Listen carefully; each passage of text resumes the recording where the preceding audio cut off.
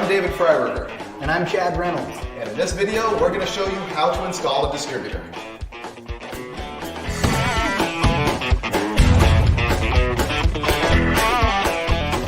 Before we get started, I want to show you just a little bit of how a distributor works so that you can picture what's going to go on here in the video.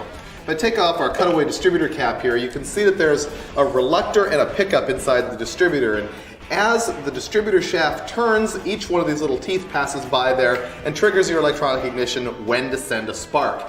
That spark goes through the rotor here, which aligns with the distributor cap where your spark plug wires go.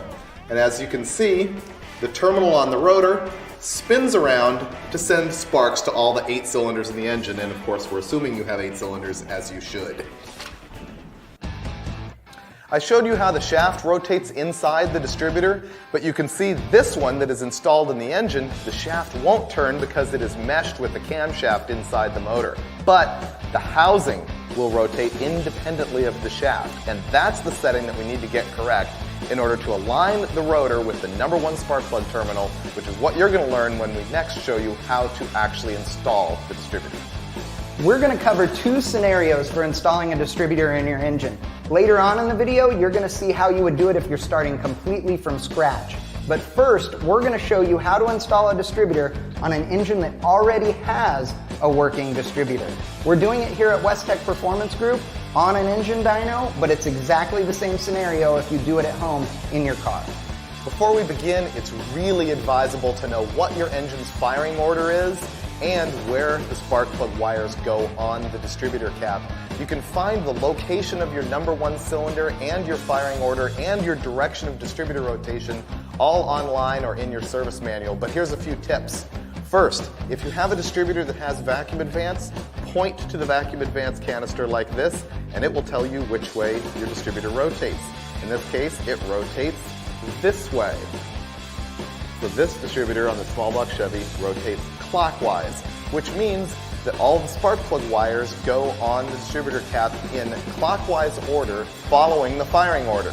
Since I happen to know that this is the #1 spark plug wire, which you can follow down to the #1 cylinder, that means that our firing order on this small block Chevy is 184365572.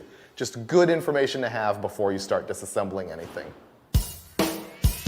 Now, if you're starting with an engine that is running fine and you're just going to R&R the distributor, the things that we want to do are make sure that we mark everything so that we can get it back in the same place that it came out. We already showed you how to do that with the firing order, just so it's square in your head. But the next thing you're going to want to do is mark the relationship of the distributor housing to the engine block. And this is mostly handy if you're going to be installing the same distributor so you can get it back in the same place. If you're swapping out your stock distributor for a new MSD unit, this isn't quite as handy, but it's a good point of reference. Once you've got the relationship of the housing and the engine marked, the next thing you're going to do is remove the distributor cap and mark the location of the rotor inside the distributor. I find it handy to use something like a straight edge, like this screwdriver, and I'm going to mark exactly on an immovable object, such as this throttle bracket, which I'm not going to touch during the remainder of this installation, so I know exactly where that rotor is going to point. Now that David's got the distributor all marked up exactly where it needs to stay, I'm going to take the distributor out. The first thing is that you need to remove the distributor hold down clamp, which holds the housing of the distributor in place while the engine's running so that the timing doesn't change from it flopping around. After I do that, I can just yank this thing out, except if this was on a Ford. On a Ford, you need to be careful because the oil pump drive shaft will stick to the distributor and you could pull it out, end up dropping it, and it'll end up in there where you have to fish it out with a magnet. So just be careful so you don't have to do that. Once you have the distributor out of the engine, the main thing you want to worry about is do not crank over the motor. Don't do it with a starter, don't put a wrench on the front of it, nothing, because you're relying on everything staying in the exact same spot so you can line up these marks that you've made. So let's assume that you've come back with the same distributor that you took out, and you're going to line up the mark at the housing with the mark on the block. However, because the gear that's at the bottom of most distributors is cut helically, that means that the line for the rotor is not going to line up perfectly to let the distributor drop straight in. you're going to have to take the rotor and lead it a little bit ahead of the mark that you've made in order to have it drop in and have that gear mesh properly.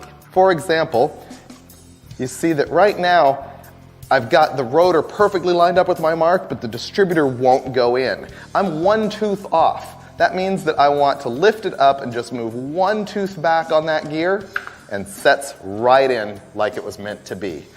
Now I can rotate my distributor housing, align the mark right there, and I am halfway home.